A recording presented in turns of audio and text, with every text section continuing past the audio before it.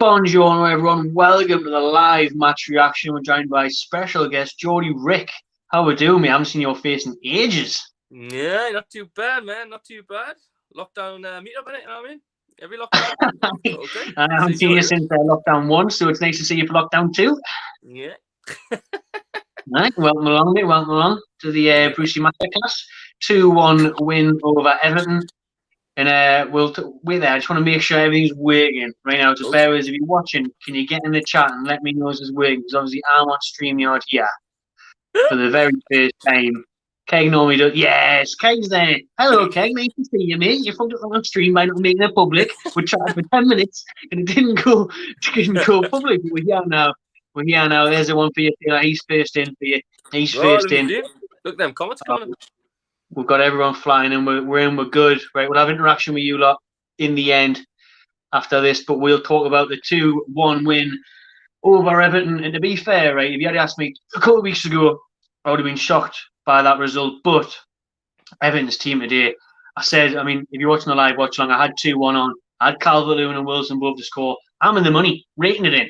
You know, bring on Furlough. Don't care. And no one else I don't care about is Jordan Pickford. Yeah, I love how Jordan Pickford was benched for this game. Ancelotti pre-game said, he'll probably play against Man U this week, but just can't handle the Geordies. There's no one even there. There's not even a crowd there. And he still can't handle being in Newcastle. I think he knew Andy Carroll was coming on. He's going to wind him up. Sean Longstaff was starting. What a game he had, by the way. And he was just going to wind, Pickford up, getting to his head. But I Pickford dropped for today. You are missing the magician that is James Rodriguez. You are missing Richarlison, Calvert-Lewin's top strike partner. You are missing Luke Dina, set piece, deadly from those. Seamus Coleman, veteran right back. So they had key players out. So it was a great chance for Newcastle to get something out of this game. That's why I went for the win for the tune today. Although once I'd seen the starting lineup, I thought, probably should have done that. Bit negative, that. Bit more 5 at the back, is it? But to be fair, it worked today. Jacob Murphy, another good game at right wing back. Deserved his chance to start again, I thought, after grabbing the equaliser at Wolves last week. Really good performance from Newcastle. Solid. It did take a penalty to get things moving, I thought. I think both managers would have been happy with a 0-0, to be honest, happy with a draw. I was quite surprised at how negative and defensive Ancelotti was to match up with Bruce. But the penalty that went our way, we had Newcastle getting penalties as well, because we seemed to go years without getting penalties. We've had about 3 already in the first month or so of the season. But we're into the top 10 now. I mean, my head's going mental here. I feel like Candy in the Joe Rogan interview. I didn't know where to start. I've got Geordie Rick sitting there quiet. I'll let you come in, mate. Come in, special guest. What did you make in today's game? That was kind of not really well done. Breathe, man. Mate, honestly, I was delighted today. Delighted. Season's been awful so far. Not like the results are not like, if you look at the league table, it's not too bad, but genuinely, you want to turned off after 25 minutes. So first half, I thought it was steady, like a typical tune, but I thought we're like, he's got me playing like a counter-attacking team, like really, really, really, really defensive. But then we seem to now to counter a bit today. I was really happy with the day, mate. I thought Jacob Murphy starting was the right call. I thought he had a cracking game. He was man of the match for me, Jacob Murphy, to be honest. I suppose Wilson scored 2, but Murphy was tremendous. Longstaff, like you said at the start, I thought Longstaff was excellent. It's weird because he plays 5 at the back, and you think against that team, you think, why are you being so negative? But I think you just got to give Bruce some credit. The day it worked, and then even the substitutions, which I don't think one sub's worked for him in the history of being the tune manager, but he's in the 80th minute as well. Like, that doesn't help. I've been a full-time manager. It hasn't worked. You got everything right the day, and when you look at the league table, like it's weird. The league table's so deceptive, in a sense, because you look at that table. If you're an outsider, you would think, why is anybody complaining about Steve Bruce? You look at the cup. Why is we've played League 2 teams the whole way through. But no, look at the cup. That's ridiculous. He's so lucky, man. Brucey Ball, but he's so lucky. But yeah, like I say, mate, the next 2, like I tweeted a few weeks back, like the next 5 games are massive, really, because everybody's judging them. Because I think we've done all right, even though we played sort of terrible. But the next 5 games, obviously, we had Man U, we got smashed, but we've got. I thought we were going to lose against Everton. I thought we were going to get like 1 point because Palace were playing well until now. They're starting to dip, so we're probably going to beat Palace. Southampton's looking really good, so that means we'll probably get a lucky penalty and beat them in the last minute. We're in the Champions League places, and you'll get a new contract for every 7 years. But I can't really complain, mate. Like I literally, I'm not even going to be negative about him. Like for at least 3 to 4 weeks, I think we've got to give them a chance. As much as it pains us to say that, you look at the league table, you look at the cup. Other than if you look at stats, doesn't bother because they're the worst in the league.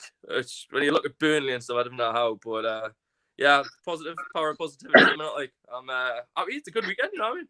Good boxing event last night, and two can get a win today. It's a good time to try and be positive, mate. With the lockdown coming next phase, it's nice to have football still on and to get a result like that. Like because Everton were top of the league before this weekend, before Liverpool overtook them with a late goal last night. Like I see, they did have loads of key players missing, like, but it's funny though, isn't it? Like you see, I mean, these pundits, when you think of like Robbie Savage and that on Five Live and whoever's on Talk Sport and Souness and that on Sky, they'll be looking thinking, well, had they? Newcastle fans complaining about Bruce, the top 10, they're on the verge of the semi-final of the League Cup. Now they've got a chance to beat a championship team in the quarter-finals of the Carabao Cup. So it's but if you like me and you sit through fucking 90 minutes of it, it's painful. I still know Toon fans that fell asleep during that Everton game. And they've woke up and think, fucking, I'll do one. But it was a penalty that changed it, and it just shows how much of an impact Callum Wilson's made, hasn't it, since joining the club. A number 9 that we've been crying out for years, like an instinctive goal scorer. It's mate, honestly, like I can't remember the last goal scorer that we had. Obviously, we had high hopes for Joe Linton until 3 games in. We're just classing him as a winger. I know he's a winger. He's not a striker. Barely that. But no, Callum Wilson, mate, like his goals are horrible, but he's a proper traditional striker. Running in behind, causing problems. Keane and Mina hated playing against him in the day. Like we love him already. Like he's really good. And obviously when Fraser come on, surely they link up and all. Like they just gnar each other. Like it worked really well. Wilson, it's mad, like that times Wilson equals goals. Mate, honestly, really do. It's mental, mate. I look at our team and look at the league table. I think that should be right, really. If you hadn't seen them play, like I think with team, if we didn't have a lot of injuries and stuff, we've got like a lot of potential, especially the front. Like you've got Fraser, St. Maximum, Almiron, obviously Wilson. It's when you start getting injuries that you might have issues. Like Everton, their team's really good, but when they have some injuries, you think, not that good. Like, but we obviously caught them at the right time. But the game, mate, like Longstaff hasn't been very good since the back end of last season, or even last season. So this season, he had a cracking game today. Really, really good game. I just have to see what happens. Like, obviously, Southampton Friday. And football's that quick and fast. We would have 2 losses in the next flaming week and a half, and then everybody's negative Andes again, you know? It's funny though, because I remember before the Man U game, I was on loads of Man United channels and all them were negative, and weren't surprised that I was thinking we were going to win, because let's be honest, that Man United team they put out with Dan James up front, we should have went for that more. But if you think about that, a couple of results for Man United, he goes and hammers a couple of teams in the Champions League, and now it's only got the wheel again. It's just all football fans like too fickle. Do we react too much when things are going wrong and react too much when things are going well? I think we are, mate. And I'm definitely like that now. Like it's in your head, logically. I think what it is, I think it's because when you support a football team, you're not sitting on the outside. You care about them that much. It's like a way of life. So 2 losses, whether it's in a week or 2 weeks, spoils your week. And it's all you talk about for 2 weeks. So you probably make something a lot bigger than it is. Like, especially with Solskjaer. Like, they were like, get him out. And then look at how well they're playing now. Like, it's mental. So now they're like, but as soon as he loses 2, they'll be like, get him out again. Where if he loses against Arsenal, they'll probably get him out. But back to Newcastle, though, we just before we went live there, you were saying Bruce deserves credit mainly because of obviously results, but does he though? I mean, where are you at with Bruce? Like we see, the table looks good, the performance is on great in terms of watching quality football for 90 minutes. But 2-1 against Everton today, a team that's second in the league, got off to a flyer. We know they're missing lots of players, so it's hard to really put that into perspective. But does Bruce deserve credit? I mean, would you sack Bruce if you could? And who would you get in if you could, or would you just keep Bruce? So this is where the football fans are fickle, and I'm probably fickle, because I would love to sack him. I would take great pleasure in sacking him. That would be literally. I'd happily stay in lockdown for another 5 months if I got to sack him. Right. However, the thing is, right, at the start of the season, like you're always told it's about results, not performances. The league table doesn't lie and stuff, and I suppose it doesn't in terms of you look at the league table, you look at results. Like really, I can't complain. I've got nothing to like. So I'm not gonna really be negative. Obviously, I'm sure I'm sacking him that. He's warranted a bit more time, really. Obviously, it's come out that the owner's not happy with him, and I suppose if you look at them and they're not fans of the club, because you know what I mean, like they're not actual fans. Looking at results and stuff, you can't really complain. But you look at the performances, they are awful. Apart from it, like the worst I've seen Newcastle play. Like, and the things with Newcastle fans as well. It was with fans being fickle. Like with Benitez, he wasn't really being backed, and the football wasn't great. But we supported him more than we've supported anyone. So it's just Brucey Ball is awful. Like it's like he doesn't know what he's doing. But again, mate, like if you get the results and league table, I can't really complain. So I just have to put up with it and just win the cup. Not this one. We've seen the other day that the higher on you're happy with Bruce, but obviously they're going to be might actually be happy with 17th year in year out. And actually the day there's no chance Ashley spent his Sunday watching my watch along or watching the Newcastle game. Right? he'll be on a helicopter ride around Disney World or something, and he'll look at his phone now. He'll connect to Wi-Fi. He'll go 2-win. Brucey's done it again. Send Steve a quick, nice little, big dick emoji, and he'll be like, "Well done, Brucey. There's the top 10. There's another 3 points." That's what it is doing. Like they don't, in the same with the pundits, they don't go through the 90 minutes. But I do want to be positive on this because I think, with the lockdown news last night, we've got enough negativity just to think of it, to be honest. So let's be positive. Let's finish off the Sunday well. In Newcastle, good win against a very good Everton side today. Let's be positive. I mean, with the formation, what do you reckon? 5 at the back. Will you stick with Jacob Murphy as a wing back? Obviously, like you said earlier, it's good to see Sean Longstaff playing well. Made his first Premier League start of the day in the middle of the park for Newcastle this season, and Wilson again amongst the goals. Well, I think we've found Murphy's position. I think obviously you get to play in the right position. They can go from being an average player to like a really good player.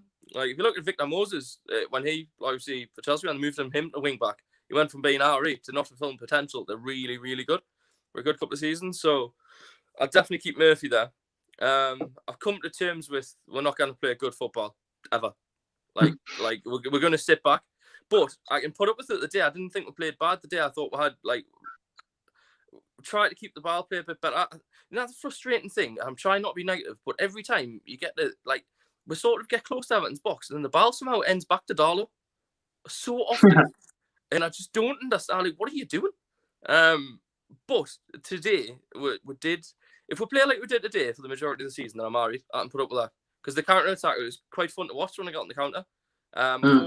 The ball for Fraser, was it from Lewis? Excellent ball going forward, direct. That's what we need more of. And I suppose when you have Fraser and stuff on a bit longer, a few more games in the season, hopefully that'll start happening more. You know what I mean? So just got to see how it goes, mate. If we get 3, even 4 points in the next 3 games, then I don't know, the season's there for the taking, really, because everybody's taking points off everybody. It's really weird this season. I've got no idea how it's going to go. And normally, the top teams just start well and it's sort of steady. But everybody's beating everyone, mate. So it's quite exciting. It's quite an exciting season, really. Unless you're a Toon fan watching it. But results-wise, it's alright. If you just watch a match of the day, it must be alright, to be honest. Class. Class if you just, there's 65-year-olds out there when you got terrestrial TV, just 1 to 5. They'll be loving this. They'll be loving this match of the day, crack. But you're right, though. The table's wide open. I mean, look at Man City are below us at the minute with the game in hand. Man United are below us. Liverpool don't look great. They've got injuries everywhere. Man City don't really look great. Scraping wins yesterday. You've got Aston Villa, Leeds, Southampton, all these teams you would put at the bottom of the table in the top 6. It's absolutely nuts. It's just 2020 summed up, really, isn't it? This league table, and it's got to be the fact that no fans being there, on it, got to play a part. It's weird because it shouldn't, but it must do. It must do something because, well, rather than that, because you'd think the lesser teams would win when they've got fans. Well, they seem to win. I don't know. It makes no sense. It makes no bloody sense. It's the Toon scan for Champions League at this rate, and that makes no sense either. So Joe Linton will probably pop up with 20 goals by the end of the season. That's how it'll end. You'll come in, Wilson will get injured, Joe Linton comes on fire. But let's have a look at that. Oh, big up Judy. Thank you very much, Judy, for the support. Really appreciate it. We go to the shop after this, get a few more cans of brown ale in. Oh, look, Everton, the season's not over yet. Anyone's title. It is anyone's title. Like, I mean, Taylor, if you had to pick someone to win the league this year, who is it? I'm going with Liverpool, if I'm honest. Even with Van Dijk out, I think they'll be all right. If you're looking for an outside, well, I don't think there's an outsider. I think Liverpool, Man City, and I think they'll come good. I think they'll end up. I think by 28 games, I think they'll not all just get away straight away. But I think come 28, 29 games of the season, it'll be Liverpool, Man City, and I think Chelsea's. They're heading the right way, and all Chelsea could be the outsider, man. They're hitting form at the right time, keeping clean sheets. Actually, you know what? I'm going Chelsea for the title. Chelsea for the title. Big Frankie. Title, yeah. Big Frank. Gerrard get the Liverpool job next year. Frank versus Stephen. There you go. Do you think I seen that thing the other day because everyone's saying like Eddie Howe would probably be the number one choice to replace Bruce. I really want Steven Gerrard, I really want Steven Gerrard, but I don't think he would come and work on that. No, this Eddie Howe thing, I get annoyed about Eddie Howe. Right? Like, my issue with Eddie Howe is he spent 20 million on Jordan Abe, or whatever you call him, 19 million on Solanke, right? He got backed at Bournemouth more than any Newcastle manager has been backed. Yes, he played good attacking football. He got them relegated through not knowing how to have a defence. And buying Solanke for your main goals. Just no. Like, I don't rate him at all. Like, I like good football, but I would rather stay in the Premiership. So no. So Bruce over Howe, you wouldn't bring Eddie Howe? No, I'd have Bruce over Howe all day long. It looks nicer on the eyes, that's all, but you're not getting results. Anyway, when you spend 35, Jurgen Klopp must love Eddie Howe. He made about 35 million off Jordan Abe and Solanke. Terrific. Absolutely. He signed that Lamina as well, which seemed to be a good signing, but that was big money and he didn't really pay off either. I think he was about 30 million money, Lamina in the middle. No, he can't be trusted. Can't be trusted with big money, like. No. But not for me. I think my hairdresser was telling us the other day. Surprisingly, I do get haircuts. You wouldn't think like, but he was telling us the other day that Klopp and Gerrard's contracts both run out at the same time. So that just looks to be stars aligned on it. That Gerrard will end up going to Liverpool. Gerrard's the only manager that's still unbeaten across England and Europe. And he's the only manager. Seen that won a game today and all. He's they normally lose away to Kilmarnock and all. I always keep an eye on Rangers. I mean, I've always sort of liked Rangers since I was young. Let's play in the one shot man. But look like they're going to win the league. But to be fair, if Neil Lennon wins another league with Celtic, it's a disgrace because he couldn't date it. But he's a horrible manager.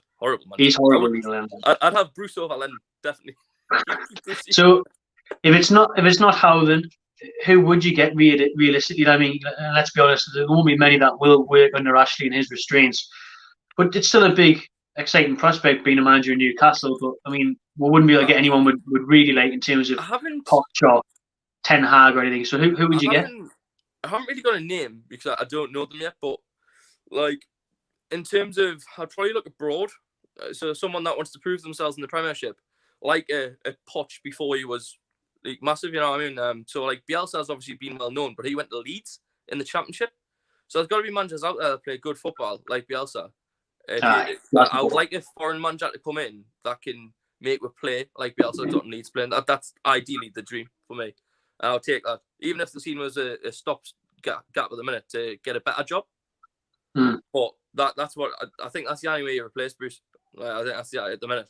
Because what's the point in just getting rid of him to bring someone else to come and play dinosaur football? Like, there's no point. It was hilarious how Pickford was dropped to the other one. I mean, Pickford, dinosaur arms dropped. Carl Darlow calls for him to be England's number one. You had Pickford, can I get a game? Henderson, can I get a game at Man U? Yeah. Pope's woeful at Burnley. Carl Darlow, England's number one. Calvert-Lewin, see you later, son. Mate scored Leon. Callum Wilson got two of them. Callum Wilson, get his England forwards back on the go. I mean, just to sum up the game there, Taylor, in the end, I mean, it all changed from the penalty spot with Wilson. I loved seeing him shrug off Mina, the Colombian cunt, trying to put him off, getting in his face and whatnot. Was it a penalty for you? If I was defender, I'd be really unhappy with it because I'm a Toon fan. Penalty all day long. No, never in doubt. Never in doubt, man. Never in doubt. It wasn't a penalty. And then the impact that Ryan Fraser makes off the bench, would you start him next Friday night at Southampton? I don't know how fit he is. That's what's weird because he keeps bringing him on. So as an impact sub, like great. But once he's fit, he's got to start. I'd maybe bring him on again against Southampton, and then start him against Palace, if I'm honest. It's only 5 days, but I don't know. Yeah. See, like lads have played longer, so maybe start him if he's fit. If he's fit, start him. It would be nice to see Saint Maximum, Almiron, and Fraser all start behind the striker. That would be nice to see against Southampton, definitely. And yeah, like you said, credit to Brucey. I mean, it did work. No way the day bringing him on. At least he brought him on a little bit earlier. Like I say, Brucey normally waits until about 3 minutes left to bring subs on, but he brought Fraser on and he got the assist for the all important goal. Where you shit yourself a little bit and started time there when 6 minutes went up because Brucey was even going to fourth official. Like, where the fuck did you get that from? And everyone was thinking, like, where did he get 6 minutes from? And they send up also the keeper who stepped in. And I thought, oh yeah, this is going to go in. I was surprised that Newcastle clung on there, like, but deserved the 3 points, do you reckon? Mate, I thought we're the better team. Whether Everton's losing players or not, you're gonna have to put that through the Premiership. We're gonna lose players at some point. I thought Brucey got everything right. I thought we're the better team from the first half onwards. Just because we weren't attacking as much, I don't think we're anywhere near as negative as we have been. I thought we played really well. I thought we managed the game really well. I thought, like, which is the first time I've seen Brucey, like Steve Bruce team, do that. We managed the game really well. We counter-attacked when we need to. We made the most of opportunities. Really happy, mate, if I'm honest. So, no negativity here. Really, really happy with that performance. If we get a good performance against Southampton, then Geordie Rex happy, man. Lovely stuff. Last one there. Get a couple of comments in before we go. 100%. Thanks to Philip for being a member of the channel. Majority of the team put a good shift today. Defensive-wise, looked good. The attack was okay, just needed more shots on goal. We're surprisingly got about 4 or 5 shots on goal today, which is better than the 1 that we normally get at best. Lewis needs to stop passing the ball backwards and have a go. To be fair, he does, because it changed the element of the side when Fraser came on, because he had a runner and he found him. Because he had Fraser makes intelligent runs in between the lines. I really like watching Ryan Fraser, and Lewis found him with that good through ball that then assisted to Wilson getting the second. On to next week, says Philip. Would you agree with that? Did we look good defensively today? Are you a fan of more? I think Shaw and themselves definitely look better when they've got that support, don't they, with the back 3 or back 5, however you like, with the wing backs. Well, yeah, 100%, man. I don't know. I thought it looked all right. I don't think we had much to do defensively, to be fair. So I thought it would look really good. I thought Lewis has frustrated me like that for a while though, going backwards. But again, it might not be because people aren't making runs. As soon as Fraser made that run, he found him. It was an excellent ball. So you've just got to see how it happens in the next few weeks. You can't judge everything by like one game, or we've just got to give it some time, have some patience. But being fans, we haven't really got patience. So, you know what I mean? We're going to see how we feel when we're emotional at that point. Just does that, man. Okay, nice one, mate. Well, good to see you. Thanks for joining us. Yeah, it's lockdown. I'll be back next week, baby. You've got nothing else to do now, so you'll see more of them. Nothing else to do, mate. You'll see me for at least a month. We'll see what happens. All right, nice one, mate. Cheers. See you later. Take care of yourself. Everyone. Ta-da. Thanks for watching, everyone. Subscribe to Magpie Channel TV and enjoy yourselves.